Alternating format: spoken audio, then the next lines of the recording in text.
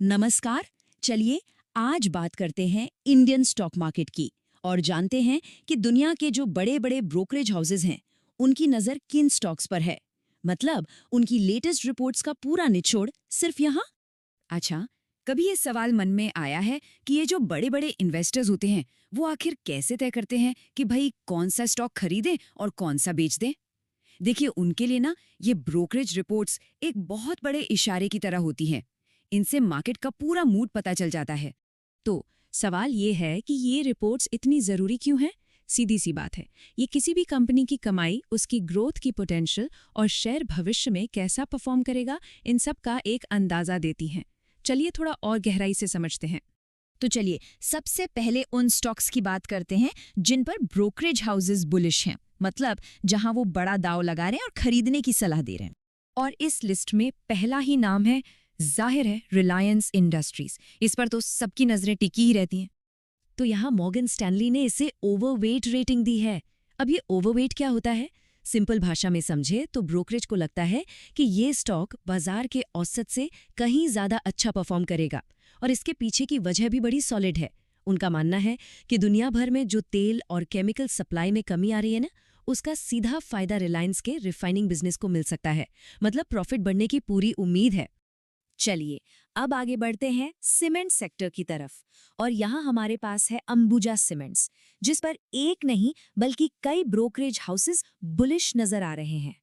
जी हाँ, एचएसबीसी और जेफरीज दोनों ही स्टॉक को लेकर काफी पॉजिटिव हैं और उनका मानना है कि कंपनी अब अपने प्लांट्स का इस्तेमाल पहले से कहीं बेहतर तरीके से कर रही है।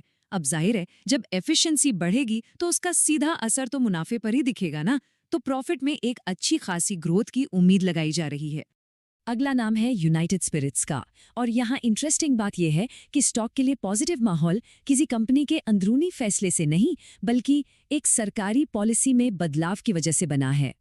तो हुआ यह है कि ब्रोकरेज फर्म नुमुरा ने तो इस पे सीधी सीधी बाय रेटिंग दे दी है, मतलब खरीदने की सलाह। और इसकी वजह वजह है कर्नाटक सरकार का एक बड़ा फैसला। अब वहां शराब की कीमतें बाजार के हिसाब से तय होंगी, जिससे यूनाइटेड स्पिरिट्स जैसी कंपनियों को बड़ा फायदा होने की उम्मीद है। हमारी बुलिश लिस्ट में एक और नाम जुड़ गया है, मैक्स फाइनेंशियल। और यहाँ ब्रोकरेज का ध्यान गया है कंपनी की फाइनेंशियल स्ट्रैटेजी पर। जेफरीज ने इस पर भी बाय की सलाह दी है। वजह यह है कि कंपनी बाजार से पैसा उठाने का प्लान कर रही है और जब नया पैसा आएगा तो जाहिर है कंपनी की फाइनेंशियल हेल्थ और मजबूत होगी, जो कि एक बहुत पॉजिटिव साइन है। तो ये तो हो गए वो stocks, Reliance, Ambuja cements, United Spirits और मैक्स फाइनेंशियल, जहां ब्रोकरेज तेजी का अनुमान लगा रहे हैं। लेकिन जैसा हम सब जानते हैं, हर सिक्के के दो पहलू होते हैं। तो चलिए अब बाजार के दूसरे पहलू पर भी नजर डालते हैं, यानी वो स्टॉक्स जहां थोड़ी सावधानी बरतने की सलाह दी जा रही है।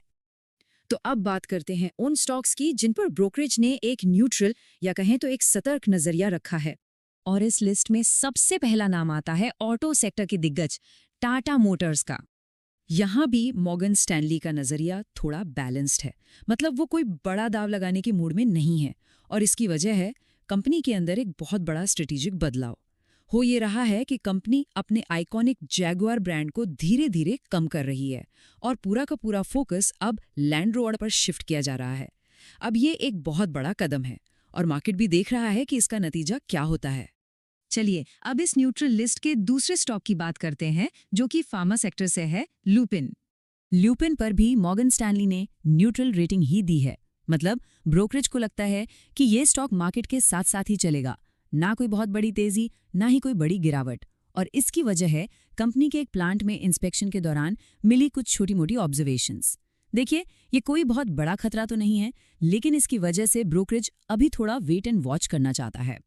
तो ठीक है, हमने तेजी वाले स्टॉक्स भी देख लिए और सतर्कता वाले भी। पर इन सबसे निवेशकों के लिए क्या बड़े संकेत मिल रहे हैं? मतलब निचोड़ क्या है? देखिए, सबसे बड़ा टेक अवे तो यही है कि मार्केट में इस समय मिक्स्ड सिग्नल्स हैं। एक तरफ कुछ कंपनियां हैं जहां ग्रोथ की जबरदस्त संभावनाएं दिख रही हैं, तो वहीं दूसरी तरफ कुछ ऐसी भी हैं जहां थोड़ा संभल कर चलना जरूरी है। इसका सीधा मतलब है कि आंख बंद करके पैसा लगाने का समय नहीं है। अपना होमवर्क करना, अपनी रिसर्च करना, ये पहले से भी ज्यादा जरूरी हो गया है। तो आखिर में सवाल यही बचता है इन मिले जुले संकेतों को देखते हुए एक निवेशक की अगली स्ट्रैटेजी क्या होनी चाहिए? ये वो सवाल है जिसका जवाब किसी एक फॉर्मूले में नहीं है। इसका जवाब हर किसी को अपने फाइनेंशियल टारगेट्स और अपने रिस्क लेने की